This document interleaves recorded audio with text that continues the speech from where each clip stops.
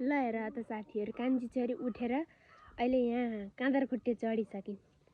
किन र कान्छी छोरी झर न, झर त म काम गर्छु के। यस्तो गर्छन् कि कान्छी छोरी, हेर त कति राम्रो देखिन्। ओहो लड्छ कि कान्छी छोरी त। किन र बाँदर चाहिँ बस्दिनी के, बाँदर चाहिँ नबस्छ नि, तिम्रा खुट्टा यस्ता हिलाखान्। किन हो त त्यस्तरी बस्ने, झर्दैन हौ। रिसाएर दिदीसँग तिमी यता हेर त। ए रिसाइक्यो हौ, के भयो, रोइक्यो हौ। ल हेर त सानकेटा रोएर, सानकेटा रोह के साथीहरू। केमा चित्त बुझे छैन यसको, के भयो र, कसले पिट्यो र, पिटेका हुन्, रोइदेऊ न। हो ती सानकेटा त्यस्ता रुन्छ, हेर त साथीहरू।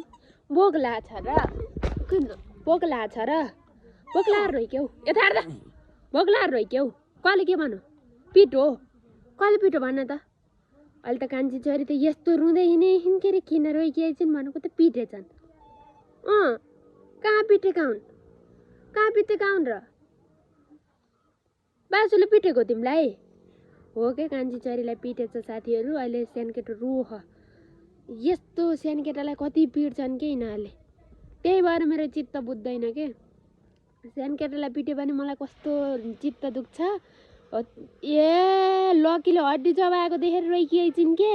तिमीलाई दिएन हड्डी, दिएन, म दिन्छु नि तिमीलाई भात, भात र मासु दिन्छु है अब। ल होइन, कान्छी छोरीलाई बोक लाएर हड्डी खाएको रहेछ लकीले, यसलाई हड्डी दिइन्छ, त्यही भएर रोएको रहेछ। भयो, नरौ नरौ, ल हिँड, म दिन्छु।